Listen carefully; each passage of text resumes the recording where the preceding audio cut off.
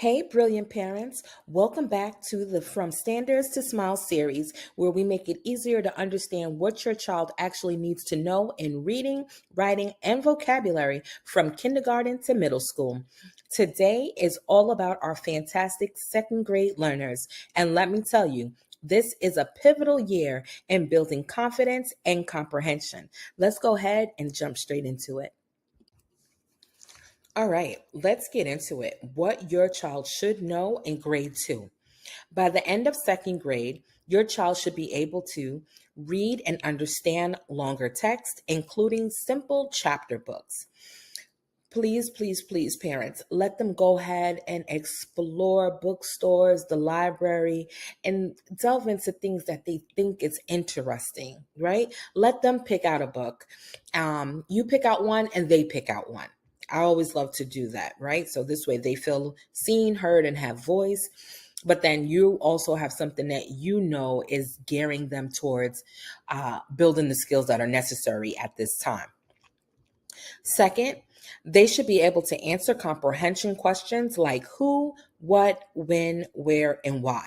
This becomes easier when they're reading text that they are feeling interested in, which is why I'm really big on, hey, let's find some books that you love already based on the topics.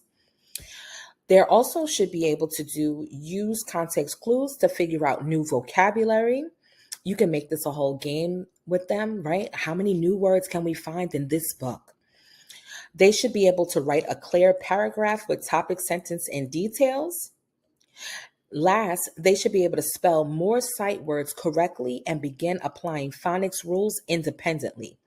This is when reading turns from learning to read to reading to learn. And that shift can feel really big for my small friends. So have some grace and a little more patience, but they are going to get there with your love and support. Okay, now that we have gotten that out of the way, let's now talk about what you should pay attention to be able to identify if your child might be struggling. If you're seeing any of the signs, your child just may need some extra support. The first thing is trouble retelling stories in order.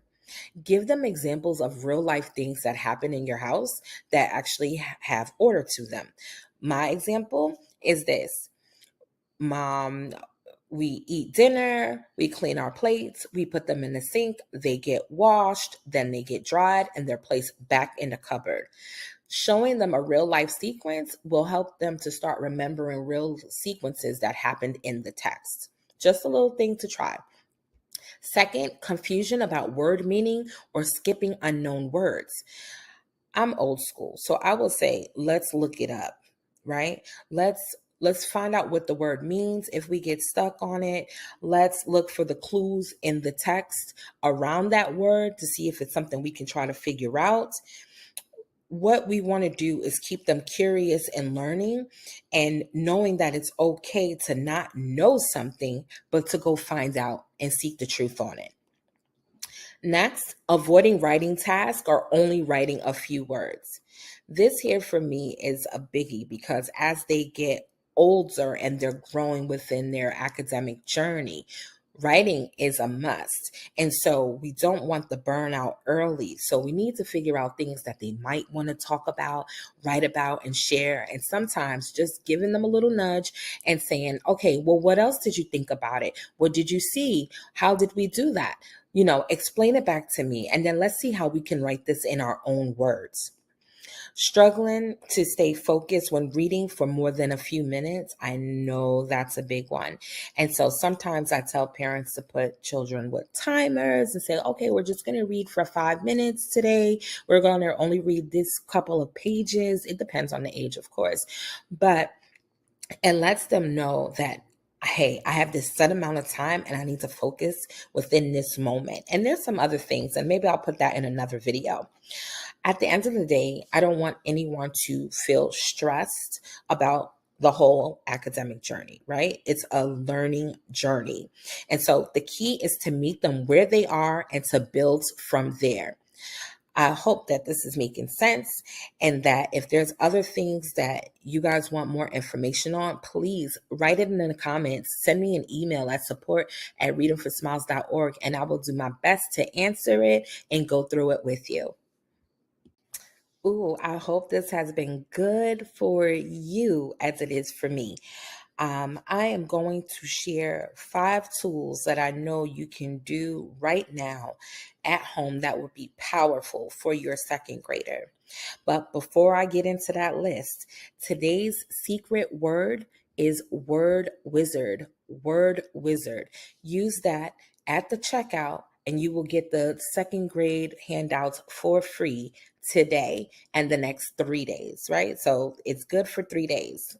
And I want you to be able to finish this video, click on my link, go to the website, put in Word Wizard, and boom, you will have it for your using. Let's go ahead and move on.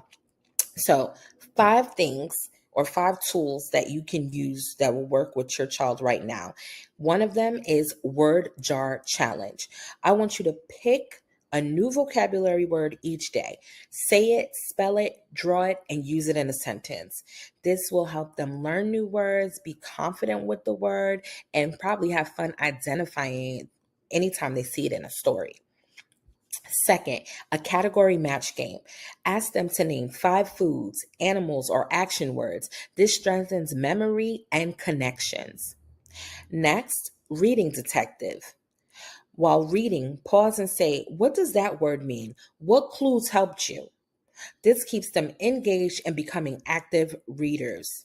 And I do a whole nother video segment on that, which is on the channel, and that's close reading. So please, by all means, when you're done with this, definitely watch that video because I give a lot of tips in that. Next, we have daily paragraph prompts. You give a sentence starter like one time I, and let them finish the story.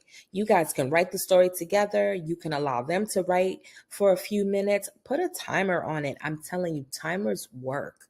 Timers work. And when it comes to the writing thing, they'll be like, oh my God, I know I got 5 minutes. Let me see what I can make this funny in 5 minutes. I can make this serious in 5 minutes. I can make this silly in 5 minutes. Whatever. They now are engaged in the writing process and they want to be able to share that with you when that buzzer goes off. It's almost like a game. Next, act it out. Turn strong verbs into fun charades games. Run, skip, whisper. This is learning in motion. And let's be honest, some children need the kinetic movement while they're learning for things to connect. I did a whole nother video set just on understanding the different learning styles. And that one is a good one too. Plus, I have some things on the website that you can go look at and download and find out your child's learning style. It's game changing. Listen, we made it together to the end of this part of the series, and I'm excited. There was a lot of things shared here. Remember, you can always come back, rewatch, take the notes, but don't forget to go get your grade 2 freebie from off the website. The link is below. And don't forget, you got this. You're the teacher. You're the one that they trust the most. And I'm here to help every step of the way. So again, if you have any questions, send me an email, write a comment below, and I will do my best to get back to you with an answer. Stay tuned for the next part of this series.